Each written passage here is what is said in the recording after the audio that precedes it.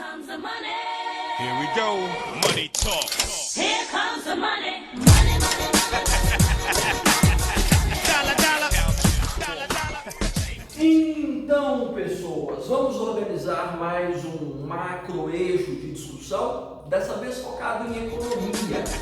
Eu já devo ter citado sobre a importância do estudo focado em eixos temáticos, considerando a forma como isso impacta no seu entendimento de temas específicos e principalmente na formação do seu repertório. E eu ainda não havia organizado sobre economia. Já havia feito temas sobre, por exemplo, políticas tributárias, sustentabilidade doméstica, mas não necessariamente sobre, vamos dizer, uma linha argumentativa que possa abraçar a todas essas outras questões. Então, talvez seja o temperinho que esteja faltando aí para você dominar a abordagem desses temas a partir de um repertório que seja coringa para a maioria das discussões. E é inevitável que, sendo a mobilização econômica tão significativa para entender a sociedade tal como ela se organiza, que esses argumentos acabem servindo para você organizar tudo quanto é texto, para além da questão puramente econômica.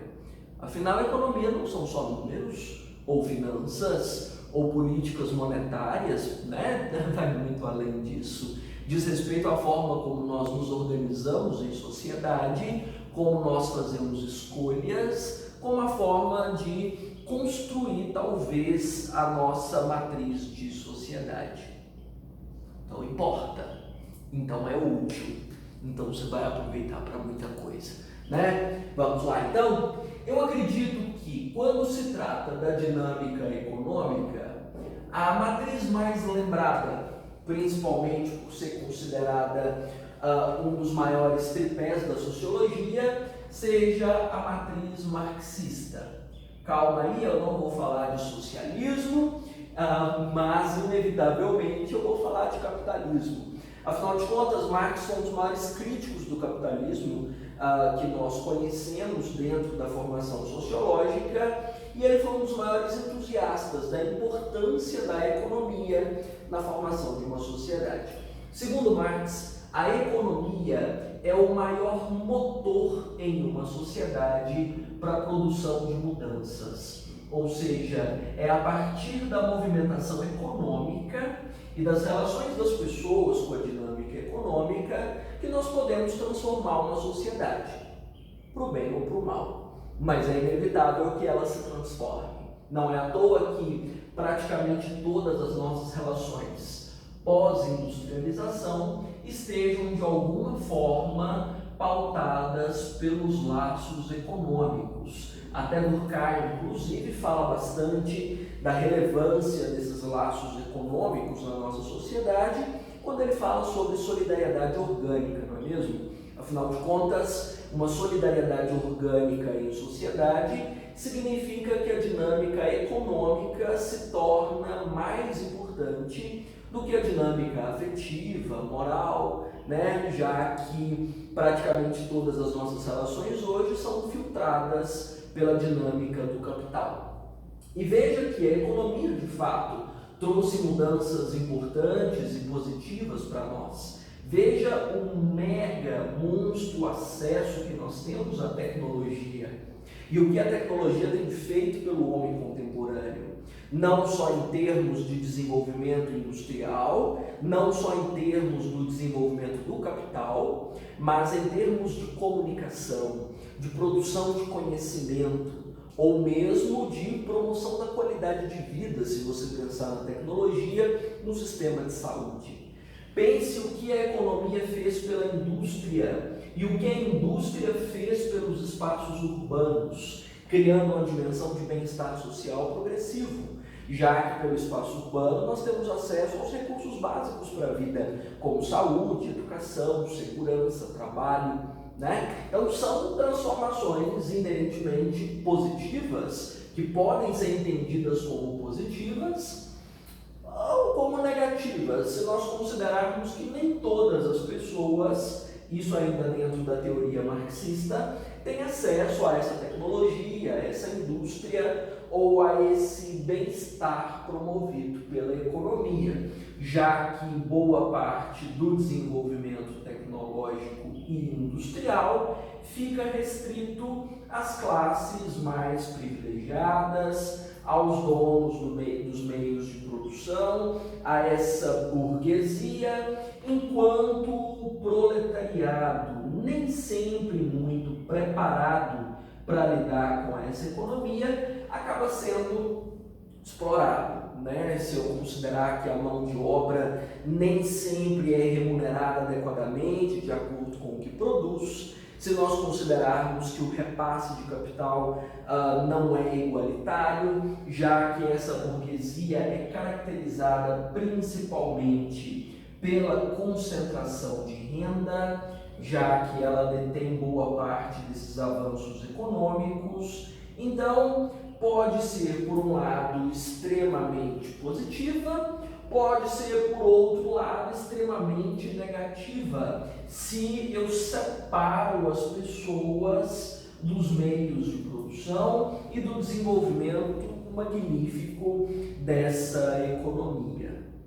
Então você há de convir que, e isso hoje é adotado por boa parte dos teóricos, por boa parte dos economistas, a mesma economia que trouxe a ruína de inúmeras áreas, se eu considerar o impacto ambiental, as desigualdades sociais aprofundadas, os abismos sociais atuais, se eu considerar a dinâmica de violência, de abandono do Estado de Direito e de tudo mais, é essa mesma economia que pode promover mais uma vez um equilíbrio das relações. Já que Marx entendia que economia é como se fosse o núcleo da estrutura dessa sociedade. Esse núcleo que guarda a mensagem principal de como essa sociedade deve se organizar. Sim, lá dentro então está a informação básica, enroladinha em cromossomos sociais, a respeito de como nós devemos desenvolver as nossas organelas. Portanto, entendendo a dinâmica econômica e, obviamente, dando atenção para ela, que nós vamos poder equilibrar a distribuição de energia e todo o processamento do nosso espaço social, né? Distribuído aí nesse plasma celular infinito, que são as redes sociais em que nós estamos imersos. Rede social, aqui eu não estou falando de internet não, mas das nossas interações sociais. Então, é fundamental entender a economia como uma base para a transformação de uma sociedade. E se essa sociedade hoje tem problemas, esses problemas têm origem na economia. Você já parou para pensar que talvez mais da metade das nossas crises não seriam crises se não houvesse tantos problemas com a economia contemporânea? Desde 2008, né, com o boom da crise que aconteceu, tá vendo a conexão? Boa parte dos nossos problemas talvez fossem resolvidos. Isso dentro ainda de uma análise marxista, né? Não sei se vinga para outros teóricos, mas na visão dele parece fazer sentido, não parece? Veja, não lidaríamos talvez com desemprego, talvez não tivéssemos problemas com assistência de saúde, talvez não desequilibrássemos as relações com o espaço natural. E olha, já seriam 3 crises resolvidas, hein? A ambiental, a sanitária e a econômica, que maravilha! Estou aqui sonhando com uma Suíça, né? Enfim, de toda forma, então, isso resume um dos conceitos mais importantes para você jogar dentro das suas relações. Mas e o indivíduo? Como é que o indivíduo se mobiliza dentro dessas formações, nessa relação econômica, para que seja alcançada uma mudança positiva, para que seja alcançado o bem-estar social, para que a gente consiga de alguma forma nos mover em sociedade sem pisar nos outros pela livre concorrência, por exemplo, alguma coisa assim. Bom, para entender a forma como nós nos movemos, ou talvez deveríamos nos mover, eu recorro ao ótimo de Pareto, que é um dos conceitos mais interessantes, principalmente pela simplicidade dele, para explicar como a economia funciona. Veja que aqui, até agora, eu não trouxe nada sobre economia normativa. Não estou dizendo como as coisas devem ser. Eu estou dizendo como elas são. Isso é como as coisas são. Né? Isso é chamado de economia positiva, ou de teorias positivas da economia. E o ótimo de Pareto é uma dessas descrições de como as coisas são. Segundo esse ótimo de Pareto, esse conceito básico de Pareto, nós devemos negociar com a realidade, negociar com as estruturas sociais, de alguma forma tentar equilibrar as nossas relações para que eu consiga aquilo que eu quero no meu bem-estar individual sem afrontar o bem-estar do outro ou do coletivo. Aqui, veja só, nós não estamos falando necessariamente da supremacia do individualismo, nós também não estamos falando da supremacia do bem comum, também não. A genialidade de Pareto dentro dessa discussão é do equilíbrio das duas questões, de nós não ficarmos extremamente fechados na noção de bem comum, a ponto de prejudicar as nossas ambições, os nossos interesses e a qualidade da nossa individualidade, nada de sacrifício pelo coletivo, da mesma forma que nós não vamos focar excessivamente nos nossos interesses ególatras, individualistas e anular o coletivo e nos alienarmos em relação ao coletivo e perdermos o que Hannah Arendt chama de dignidade na política. Não. A dinâmica de Pareto é de que as sociedades tendem a evoluir para esse processo. Não sei se estamos nele, mas um equilíbrio entre a busca pelo bem-estar individual, chegando a um ponto em que eu esteja saciado dentro das minhas necessidades, dentro das minhas ambições, dentro da minha identidade, que é um fator muito importante para a composição das sociedades contemporâneas, e, vamos dizer, um equilíbrio dinâmico com o bem comum, sem infringir o equilíbrio com o coletivo, com respeito às instituições, à justiça e à qualidade de vida das outras pessoas. Segundo Pareto, há uma tendência de equilíbrio em todas as sociedades, que não se mantém estática, já que nós não somos estátuas, né? Tudo aqui é dinâmico, tudo é novo e nós nos reinventamos dentro desse processo constantemente. Mas há uma tendência para que, num processo osmótico entre o pessoal e o coletivo, nós cheguemos mais ou menos num equilíbrio de distribuição de recursos, né? Não necessariamente igualitários, mas muitas das vezes suficientes, porque é na dinâmica dessa suficiência que boa parte das nações conseguem gerar bem-estar. Então, suponhamos que, sei lá, eu goste de arroz, você goste de feijão. Você planta o arroz de que eu gosto.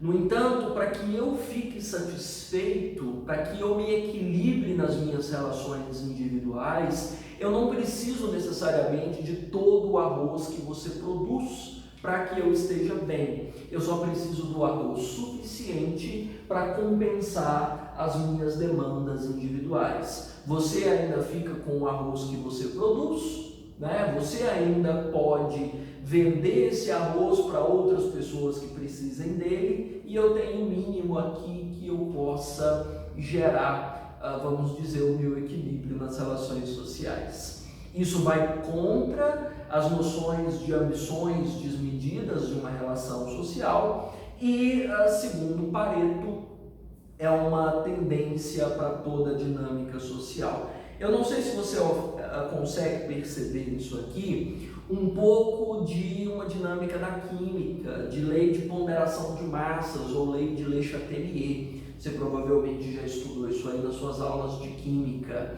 Mas a lei de Le Chatelier diz que tudo tende a um equilíbrio, assim como há um processo de ponderação de massas natural, principalmente entre reagentes e produtos. Aqui é mais ou menos o mesmo processo. Há uma tendência em toda a sociedade para que esse equilíbrio entre o individual e o comum acabem acontecendo. Hoje, o fio de desigualdade é muito espesso dentro da nossa composição social. Vamos dizer que o bem-estar individual para alguns é uma prioridade muito grande, a ponto de não conseguir observar o bem comum, assim como muitas pessoas têm esse bem-estar individual prejudicado, principalmente por quem deveria promover o bem comum, que é o Estado. Então, nós ainda sofremos um pouco de desequilíbrio desse ótimo de Pareto. Nós ainda estamos distantes do ponto ideal do equilíbrio dessas relações. Ainda precisamos nos esforçar um bocado para que o fio dessa balança possa melhorar e para que a negociação dessas relações possa chegar a um ponto, quem sabe, de estabilidade. Algumas propostas que surgem em alguns estados nacionais, como no caso brasileiro, da renda comum, você já deve ter ouvido falar alguma coisa disso, até porque eu citei isso esses dias numa aula sobre cassinos, porque estão pensando em reverter a arrecadação de impostos dos cassinos para produzir essa renda comum. A renda comum, que é uma espécie de subsídio para os mais pobres, é uma forma de compensar essas demandas individuais no equilíbrio com a coletividade, para que essas pessoas tenham o mínimo para que elas se sintam bem organizadas ao bem comum, para que elas não fiquem nem, vamos dizer, abaixo de uma dimensão de bem-estar social, de bem-estar comum, nem acima, pisando nos outros nessa dinâmica de bem-estar individual. É no equilíbrio. Então, quanto mais próximos nós estivermos do estado ótimo de saciar as nossas necessidades individuais, sem prejudicar os outros, sem prejudicar o coletivo, mais próximos nós estamos do desenvolvimento. E, claro, de uma sociedade mais justa e mais igualitária. Esperamos, né? Tomara. Eu, pelo menos, acredito bastante nessas relações, até porque as pautas já são frequentes. Veja o grande debate, por exemplo, sobre consumo consciente, né? Numa redução, numa matriz minimalista de consumo. Compre o que você precisa dentro do que você vai usar. Você não precisa de mais nem de menos. É ótimo de Pareto, é uma tentativa de alcançar o ótimo de Pareto. Eu não preciso explorar recursos a ponto de o meu bem-estar individual ficar maior que o bem comum, a ponto de a minha ambição e a minha ganância prejudicar o coletivo. Não preciso. Eu posso consumir só o que eu preciso dentro do meu individual, sem afetar, por exemplo, o meio ambiente, que é do bem comum. Tá vendo? É possível, né? Dá para equilibrar, dá para fazer. Então, praticamente todas as políticas públicas hoje estão apoiadas no ótimo de Pareto. Você pode usar o ótimo de Pareto, inclusive, para fundamentar parágrafos que tratem de políticas públicas. Olha que legal, fica bacana, né? Bom, em que está guiado esse bem-estar individual? Nós somos racionais a esse ponto? O que você acha? De pensar nisso, eu vou consumir só o que eu preciso, eu não vou gastar mais para não produzir lixo, nem devastar espaço natural pela extração de matéria-prima, ou eu não posso me endividar a ponto de comprometer a economia. Você acha que o nosso consumo ou a nossa relação com a economia é lógica? Sim. Eu confesso que eu fiquei um bom tempo mais precisamente os 2 últimos dias, me debatendo entre 2 linhas teóricas completamente opostas. Que existe uma linha teórica na economia que sustenta que nós somos extremamente racionais em relação aos nossos gastos, aos nossos investimentos e principalmente na análise de probabilidade do impacto que os nossos gastos produzem. E há uma outra linha de discussão que trata da nossa dinâmica econômica pautada no consumo conspícuo, que não se dá com base em planejamento, em raciocínio, em análise, mas em valores sociais mais abstratos, como a necessidade de exibir o que a gente gasta, a necessidade de mostrar status pelo que a gente ganha, a forma como nós demonstramos exclusividade a partir dos produtos caros ou dos lugares incríveis para onde nós viajamos, de forma que boa parte da nossa relação com a economia se dá mais por uma pulsão emocional do que necessariamente por um raciocínio lógico, analítico sobre como nós lidamos com o dinheiro. Tomando por base as taxas de inadimplência, o fato de nós sermos classificados como uma sociedade do alto consumo, do hiperconsumo, o fato de haver tanto desequilíbrio nas contas domésticas, a ausência de posturas precaucionárias no sentido de guardar dinheiro, pensando no dia de amanhã ou depois de amanhã, porque nós não sabemos os reveses a que nós estamos expostos, isso me fez pender mais, pelo menos na análise do século XXI, sobre esse consumo conspícuo. Nós não somos analíticos, né? Nós somos um bando de bichos movidos por instinto, movidos por valores mais abstratos do que lógicos. Nós não colocamos muita, vamos dizer, análise nesses processos, né? Verlaine comenta sobre essa dinâmica, ele é um dos maiores teóricos a respeito de consumo conspícuo e comenta que essa pulsão emocional nos coloca dentro de uma espécie de sociedade tribal. E se você for pensar bem, é um troço de tribo, né? A gente fica tentando mostrar quem tem o cocar maior, quem é mais poderoso, quem abate o maior número de presas, quem domina. Não é mais ou menos assim? Nós trocamos talvez os cocares tribais por etiquetas. As etiquetas importam muito. Nós trocamos quem abate mais presas pelo cartão de crédito, pelo contra-cheque, por quem ganha mais. Nós substituímos a força pelos signos de felicidade e sucesso que nós exibimos nas redes sociais. Então veja, a nossa relação com a economia não é muito lógica ou muito racional, a ponto de nós analisarmos com cuidado, a ponto de alcançar o ótimo de Pareto, né?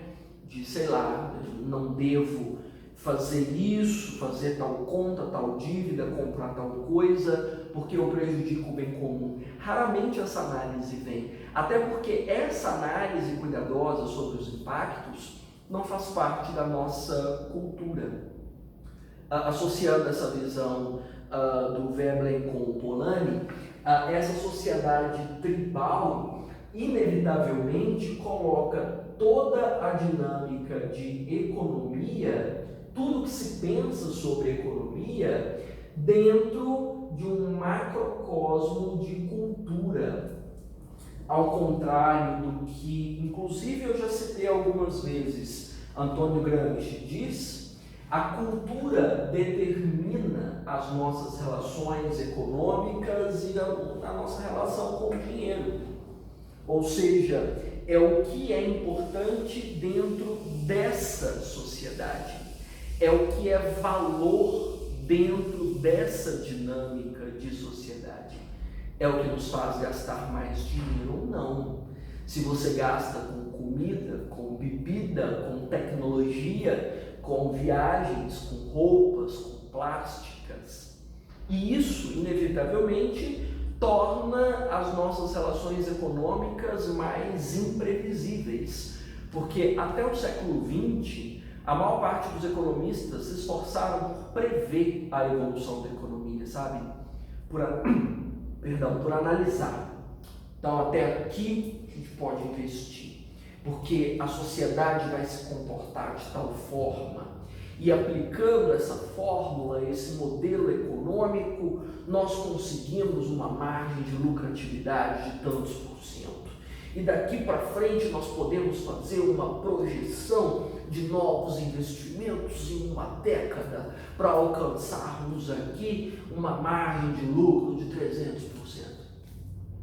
Não funciona, não dá, porque a relação que nós temos com o consumo é ímpar dentro do funcionamento da economia. Por isso que se comenta que a globalização da economia é utópica, porque você não pode impor a mesma relação econômica para culturas tribais diferentes, para dispositivos diferentes. Então, se você quer mudar a forma como as pessoas se relacionam com o dinheiro, aprimorar essa relação para que as pessoas sejam mais bem-sucedidas, ou para que elas não impactem tanto no bem comum, para que elas não impactem no meio ambiente, é preciso que você mude a relação que elas têm com a cultura, ou o valor cultural que elas trazem em relação ao consumo.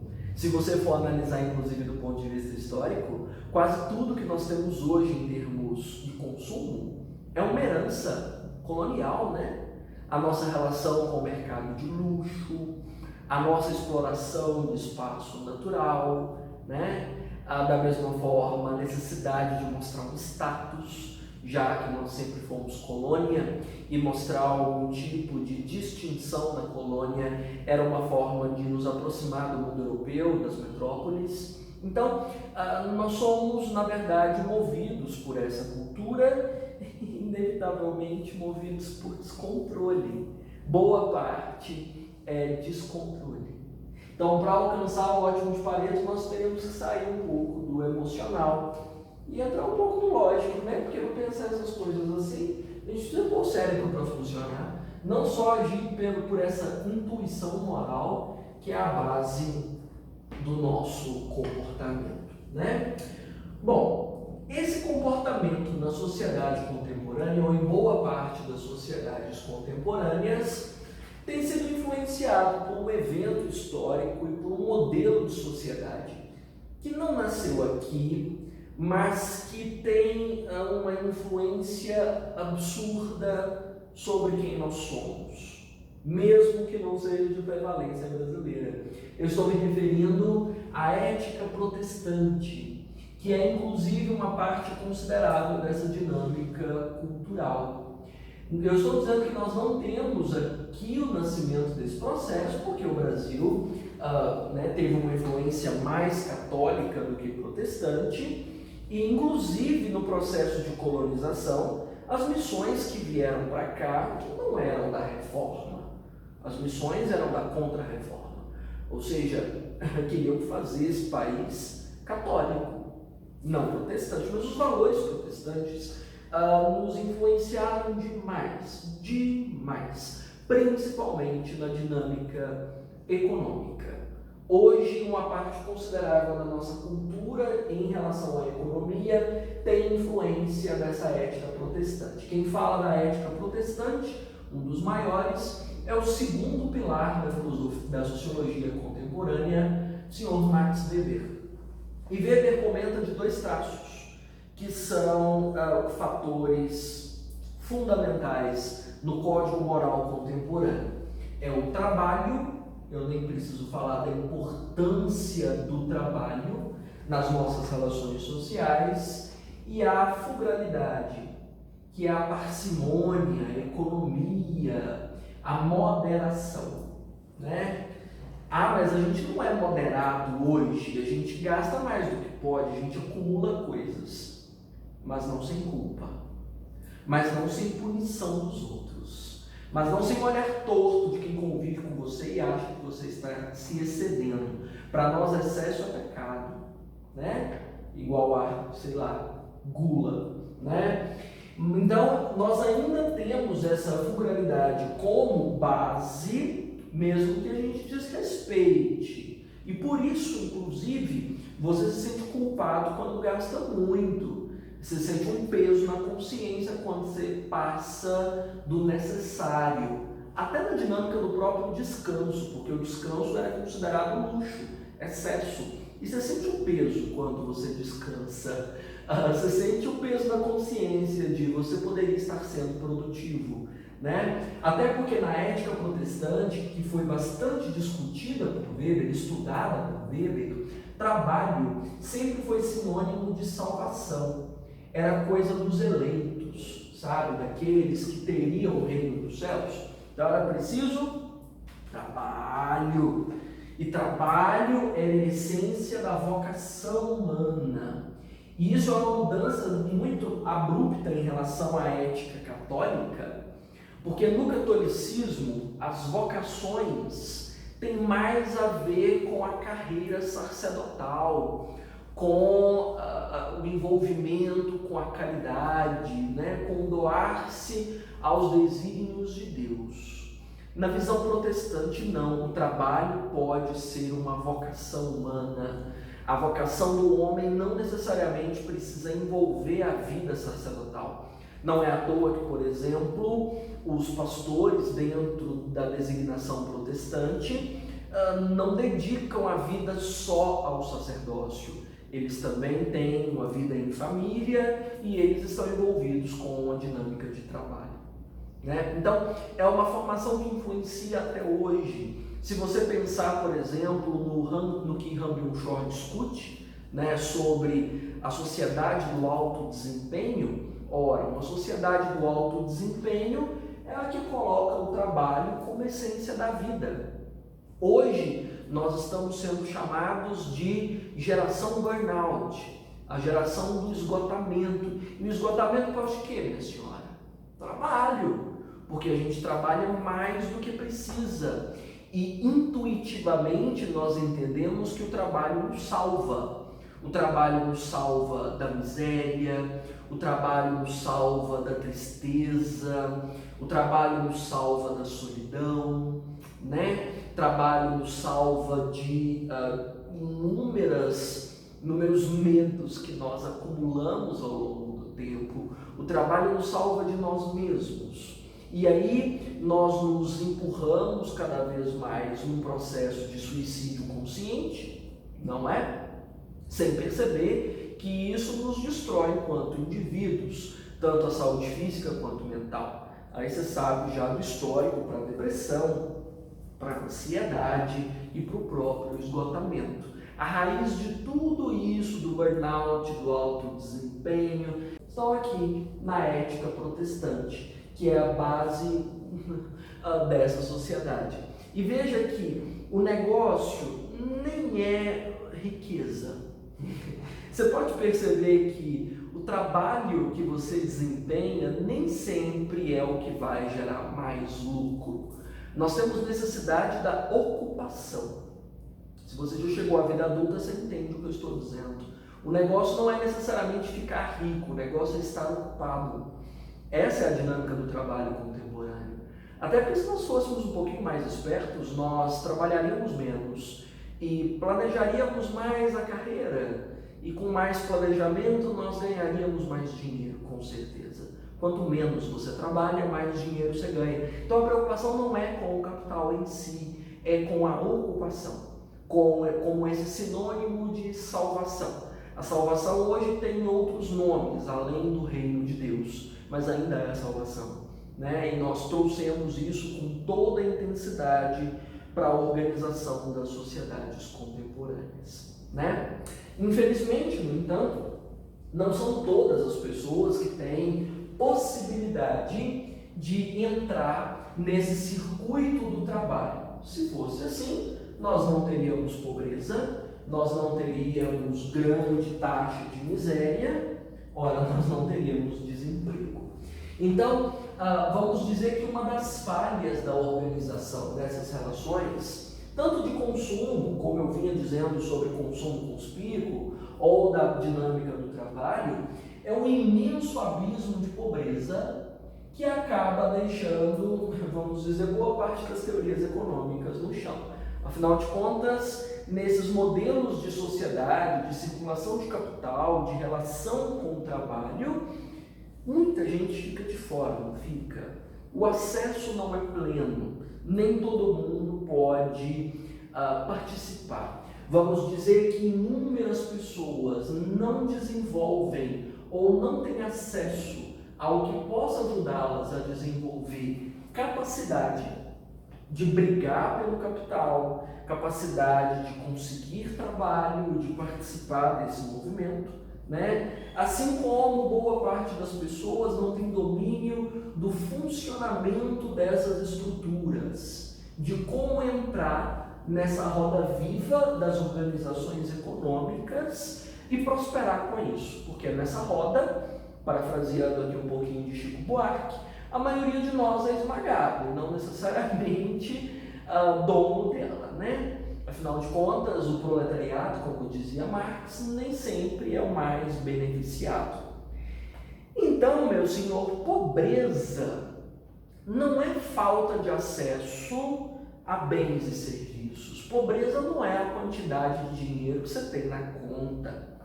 Pobreza é a incapacidade de participar desses mecanismos, né? Porque participando desses mecanismos, tendo acesso à educação, à saúde, à previdência, né, à moradia, você consegue, né, vamos dizer, recursos o bastante para gerar bem-estar individual. Se você entende como a dinâmica funciona, você consegue participar dela, ganhando muito ou pouco, mas participa, que é o que se espera de uma sociedade saudável, que todos estejam envolvidos no dinamismo de sociedade para fazê-la prosperar em uníssono, né? Para fazê-la crescer junto. Nem todos podem. Quem fala sobre isso, uma das primeiras figuras que fala sobre isso, é a Amartya Sen, que trata dessa questão, que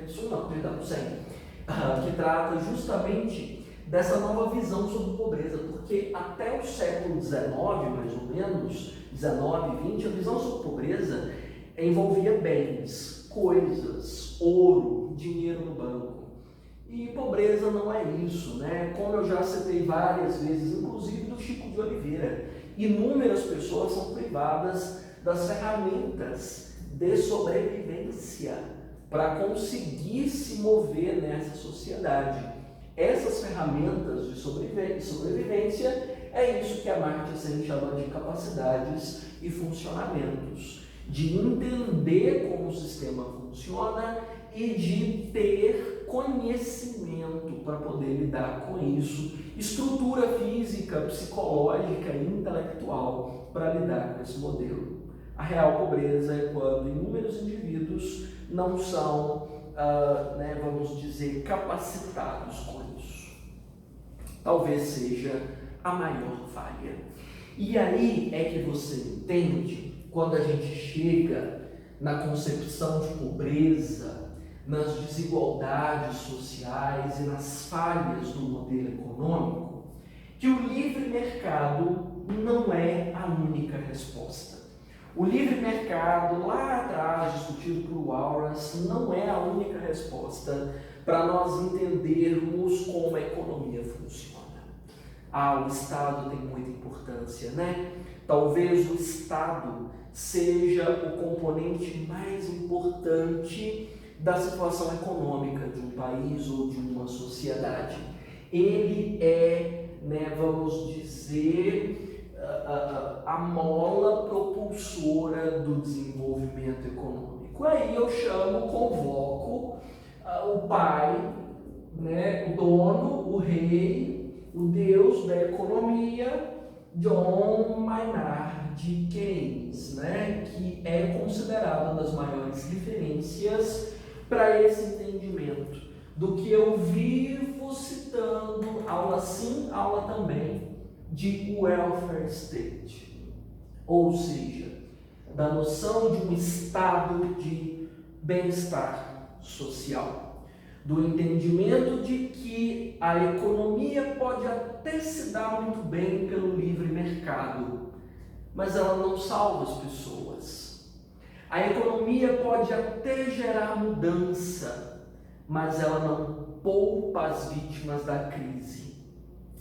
E nessas oscilações todas, no momento em que nós ruímos, como o atual, em que nós não estamos mais fracassados porque não tem jeito, é que o Estado tem o seu valor, a sua importância na promoção do bem-estar social. Então, o Estado é aqui a base para nós equilibrarmos essas relações e para que, de fato, a economia seja o princípio da mudança, né? Keynes foi um dos maiores defensores da noção de investimento público, da importância de um Estado investir na sociedade, investir em infraestrutura para promover esse bem-estar social. Inclusive, Keynes mencionava que o investimento público se multiplica em sociedade, porque pessoas empregadas gastam o dinheiro que ganham, elas ainda economizam o dinheiro que ganham para poder gastar mais tarde, atendendo às suas demandas de médio e longo prazo, e isso faz a economia prosperar. Então, ele era um dos defensores do investimento público, ele era um dos defensores da ideia que foi a base para o New Deal, que recuperou a economia americana na crise de 29. Na verdade, as ideias do Keynes sobre investimento público, sobre o multiplicador, que é essa ideia de que os recursos públicos se multiplicam na medida em que eles promovem bem-estar social, foram aqui dos anos 30, né, do século 20, ali depois da crise de 29, até o consenso de Washington, quando Margaret Thatcher resolve, né, dar um tiro na dimensão do bem-estar social. Afinal, a dinâmica do bem-estar social tira um pouco de foco da matriz que a gente conhece de alta lucratividade, de mercados altamente competitivos. Isso aqui começa a morrer por volta dos anos 70 e o consenso de Washington acontece em 89. Então, aqui é o período de convalescência, é o período de falecimento. E olha, é toda vez que a gente cai em crises, como a crise de 30, a crise de 80 e agora a crise de 2008, até agora em 2020, toda vez que a gente afunda e que a gente bate com a testa no fundo do poço, é que a gente entende a importância de um Estado participativo, de um Estado que consiga realmente acreditar nas pessoas, investir nelas, investir em infraestrutura urbana, investir em infraestrutura que possa fazer com que as mercadorias circulem pelo país, investir na indústria, para que nós consigamos realmente nos erguer. Porque a iniciativa privada não está nem aí para nós. Ela é legal, bacana, sim, mas ela não está nem aí para nós, se o Estado não se preocupa com essas relações. Então, mais do que nunca, nós precisamos recuperar essa noção. Eu vivo citando o welfare state como uma das matrizes de organização dessa sociedade.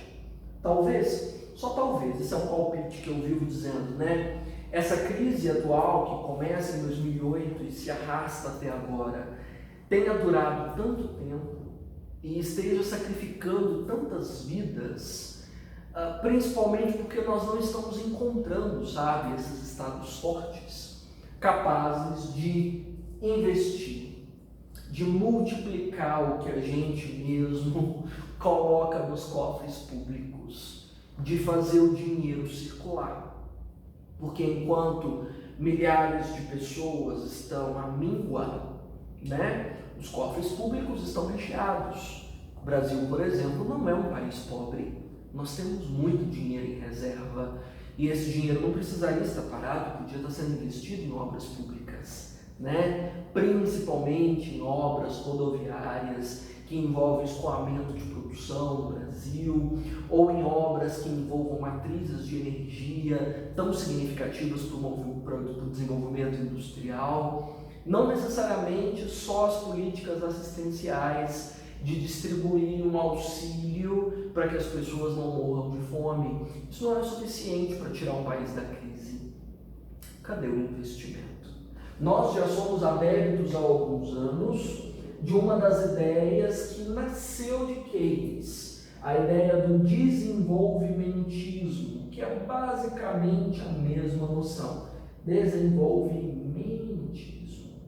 Essa de um Estado, né, que consiga investir tanto em infraestrutura quanto em indústria. Semelhante ao que talvez você já tenha ouvido por aí do Plano Marshall. Você já deve ter estudado o Plano Marshall alguma vez na sua vida. É essa noção, né, do desenvolvimentismo, e que nós tropeçamos, que nós não conseguimos colocar adiante, né? Infelizmente não. Husserl é um dos maiores teóricos dessa questão do desenvolvimentismo, mas eu considero que a matriz do desenvolvimentismo é a teoria keynesiana, de investir simultaneamente, com força, para que o dinheiro se multiplique e essa multiplicação renda bem-estar social, né? Tá faltando Estado forte, né? O foco que o Ronald Reagan nos Estados Unidos e a Thatcher no Reino Unido propuseram em relação ao Estado que se ausentasse das relações sociais pode funcionar, pode, sem dúvida pode funcionar. A ausência do Estado nesses investimentos públicos é fantástica quando os Estados são fortes, quando os Estados são poderosos, quando não existem níveis de desigualdade tão profundos que ameaçam a sobrevivência e a dignidade das pessoas. Aí tudo bem, a economia pode funcionar livremente, nós podemos aplicar a teoria do livre mercado sem nenhum empecilho, sem nenhum problema. A questão é, nós estamos num momento de crise. A questão é, nós não somos uma nação equilibrada. A questão é, as desigualdades são tão profundas que elas ameaçam a vida de milhões e milhões de brasileiros. Precisamos de um Estado forte, de um Estado participativo, de um Estado que saiba multiplicar os seus recursos, principalmente esses acumulados das políticas tributárias terríveis, extenuantes, né, executadas no Brasil, que arrancam o nosso couro, né, pela taxa, pela carga de impostos que a gente paga. Então, talvez a gente precisasse, né, rever um pouquinho do que a gente faz por aqui, né? Bom, para além disso, eu posso mencionar sobre a razão pela qual a gente entrou em crise, já que eu estou falando em crise e estou falando da necessidade do Estado multiplicar seus recursos, mas a gente chegou nisso por quê? Por mais paradoxal que pareça, eu já usei essa ideia milhares de vezes, porque eu adoro Minsky e eu acho geniais as análises dele. Nós entramos em crise porque a gente estava bem. Estar bem é tudo que a gente precisa para ficar mal. Em economia é isso. Esses dias eu estava respondendo a perguntas num post do Instagram e um aluno mencionou que está muito inseguro com as provas, que não tem autoconfiança. Aí eu respondi para ele que talvez a insegurança dele, a falta de autoconfiança, sejam os melhores ingredientes para quem pode ter sucesso. Gente confiante demais quase sempre fracassa. Sem querer, eu estava aplicando nessa concepção a teoria de Minsky. Eu não quis citar porque ia ficar, né, enfim, dando aula no comentário, mas era em essência a matriz de Minsky. A dinâmica funciona assim: economias estáveis que estão, né, de alguma forma prosperando, se desenvolvendo, e as relações sociais estão relativamente equilibradas, talvez o ótimo de Pareto esteja, né, próximo de ser alcançado, distribuição de renda legal, dinâmica de consumo bacana, gera excessiva confiança. Né? Claro, está tudo bem, você fica mais confiante em relação às suas contas, ao dinheiro que você faz e principalmente a arriscar-se mais. Né? Ou seja, a economia está bem, a renda está alcançando todo mundo, a taxa de desemprego não é tão assustadora, as políticas sociais de distribuição de renda estão acontecendo muito bem, obrigado, a nossa economia está crescendo. Então, de repente, você não vê problema em fazer um empréstimo maior para reformar sua casa. Você não vê problema em fazer uma dívida para pagar aí 3, 4 anos de um carro hiper luxuoso que faz parte do seu consumo conspícuo, da sua dinâmica de cultura, que propõe que um carro é sinônimo de poder e sucesso. Tem sucesso na vida quem tem o carro do ano, não é assim? Da mesma forma que você não vê grandes problemas em aproveitar sua vida um pouco mais e preocupar menos com o futuro e gastar muito dinheiro nas farras, em viagens, mesmo que isso consuma tudo que você ganha no mês, porque afinal você está empregado. A economia está estável e não há grandes problemas com os quais você deva se preocupar. Então, a tendência é que os riscos produzam cada vez mais dívidas. O brasileiro adora um carnê, né? Adora um cartão de crédito, uma parcela para pagar. Então, é inevitável que as dívidas comecem a acontecer. No entanto, a tendência é que o endividamento cresça e nesse crescimento você perca o controle. Afinal de contas, todo mundo já perdeu o controle alguma vez na vida de um cartão de crédito, não é? Ou seja, as taxas de inadimplência começam a acontecer.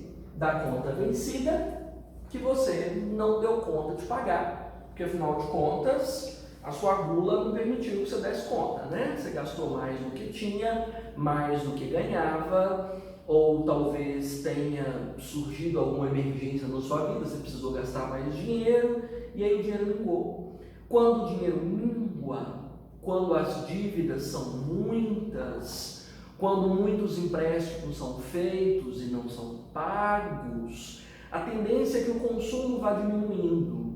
O dinheiro não circula, afinal de contas você não paga. Se você não paga, o dinheiro não movimenta. O setor privado tem sérios prejuízos, os bancos têm sérios prejuízos, e aí, olha que legal, caímos numa recessão, entramos em crise. É isso. O modelo de Minsky é perfeito para explicar os nossos atuais colapsos, ou seja, o excesso de confiança gerado dentro de uma economia já é a semente para a crise. Ser confiante demais é a raiz para quase todos os problemas que a gente vive. Por isso eu respondi ao meu aluno que estava dizendo que não estava confiante, que era a melhor coisa em período de prova, porque já que ele não tem autoconfiança, ele pode se preparar mais, ele pode não correr riscos. Ele não correr riscos em situação de prova significa não amolecer nos estudos, significa desconfiar de tudo, significa não exceder, né? Então, desconfiança pode gerar mais sucesso no longo prazo. Pessoas inseguras costumam ser mais precavidas. Excesso de confiança conduz às crises. E veja, nós estamos dentro de um modelo de cultura e de sociedade, já que eu falava muito de consumo conspícuo, que para mim é muito significativo para o que a gente vive, que estimulam a confiança, principalmente porque no nosso modelo contemporâneo a confiança é nutrida por comoção, sentimentos como felicidade, êxtase, compensação. Estou sofrendo demais, tive um dia difícil, terminei com o boy, tenho que gastar dinheiro. Tem que gastar dinheiro. Gastar dinheiro é uma forma de compensação. Estou feliz, tenho que gastar. Estou irritado, vou gastar para acalmar. Estou extremamente excitado com a minha vida, com as minhas vitórias, tenho que gastar também. Então nós temos uma movimentação por comoção, e a comoção é, como diria Sartre, essencialmente imediatista. Ela não te permite pensar, né? A conspicuidade não te permite pensar. É agora.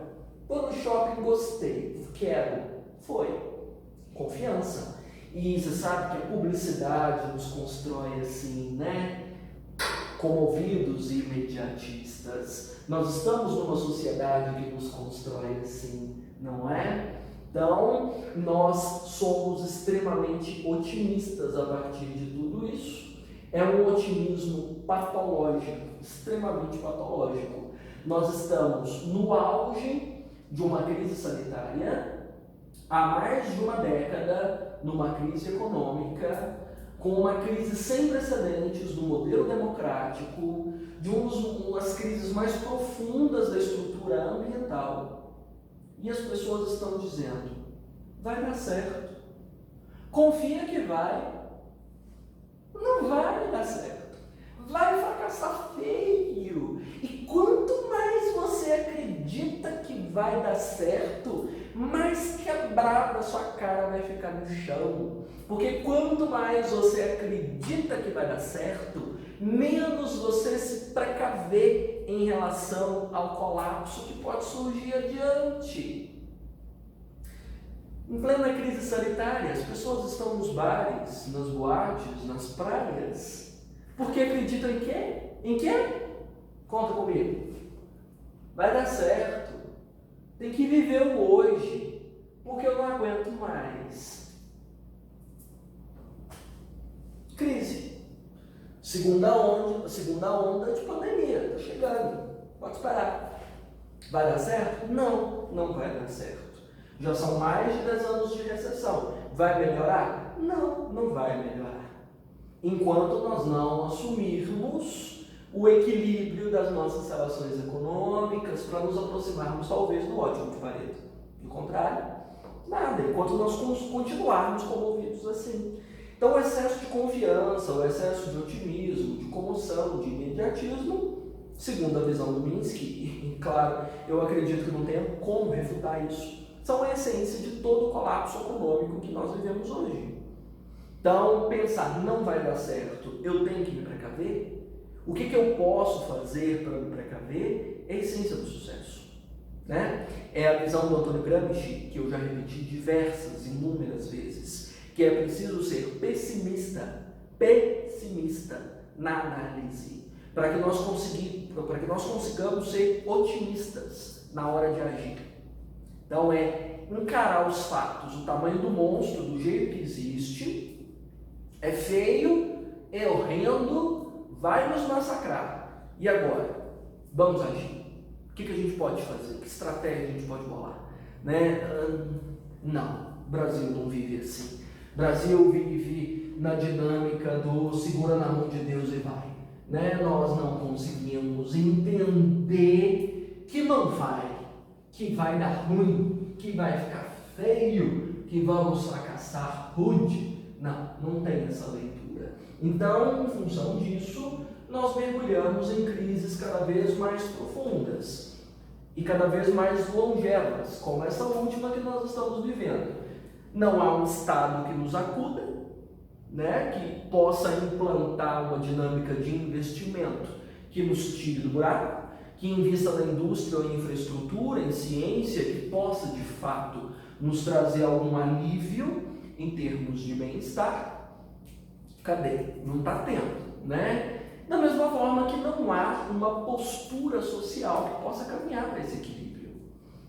Como é que a gente faz, né? Vai mais 10, vai mais 20, vai mais 50 anos dentro desse modelo. Podemos prever quando vai acabar? Podemos prever o que vai acontecer? Não, o modelo é imprevisível.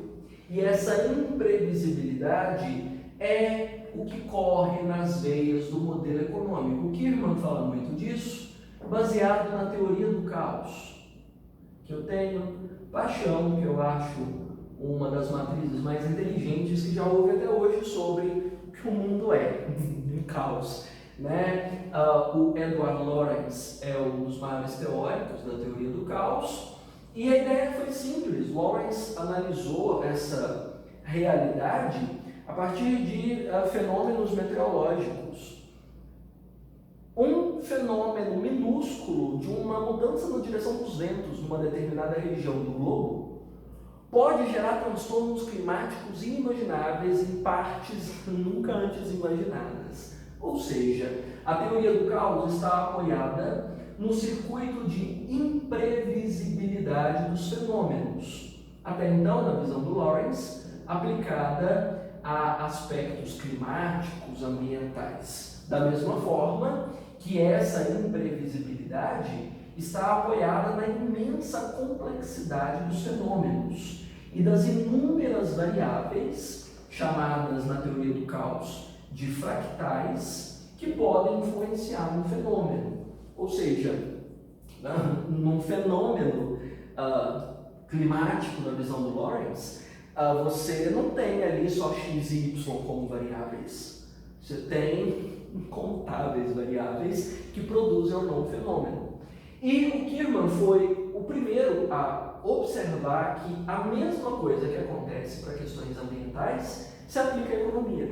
A economia é tão imprevisível quanto o clima, quanto fenômenos naturais. Não tem como você descobrir o que vai acontecer. Mínimas alterações hoje podem produzir grandes transformações amanhã. Modelos econômicos são falidos, teorias econômicas de ministros da economia, ingenuidade, para não dizer ignorância, burrice mesmo, babaquice, não funciona. O modelo é imprevisível. O que você pode fazer é alterar uma ou outra variável, um ou outro fractal do fenômeno, para tentar produzir efeitos mais favoráveis à nossa existência, à economia talvez, né, para equilibrar as nossas relações.